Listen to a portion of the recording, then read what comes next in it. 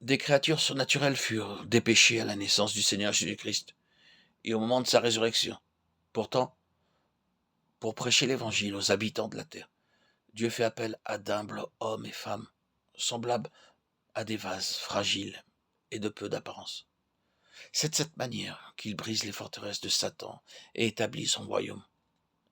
Le Seigneur Jésus lui-même, lorsqu'il descendit sur cette terre, était comparable à une petite pierre, point de pompe, comme celles qui entourent les rois de ce monde.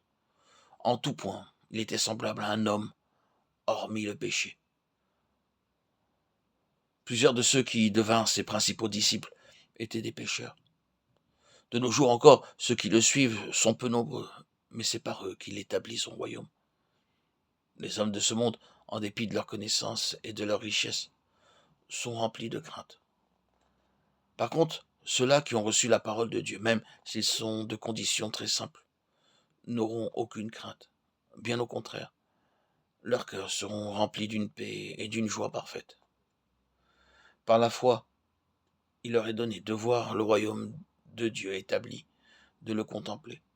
C'est là le secret de leur paix et de leur joie. Le jour vient où tout ce qui est visible disparaîtra.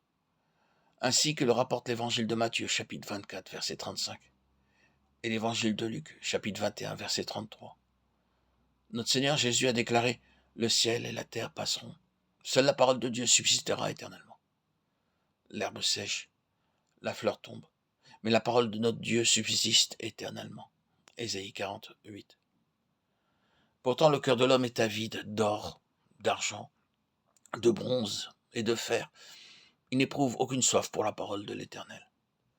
À travers un rêve prodigieux, Dieu montra au roi Nebuchadnezzar qu'il avait beau s'exalter et perdre toute mesure en contemplant la splendeur de son règne. Un jour viendrait où cette gloire et cette puissance s'évanouiraient. Ce songe oublié fut révélé au monarque une nouvelle fois dans des circonstances extraordinaires. Bien plus, une leçon était incluse dans l'explication même de la vision, un avertissement sans équivoque. Le roi Nebuchadnezzar ne s'en soucia guère. C'est seulement après avoir été chassé du milieu des hommes et placé parmi les bêtes pendant 7 ans pour manger de l'herbe comme les bœufs qu'il se repentit. L'or est une image de la gloire mondaine. L'argent exprime la richesse terrestre.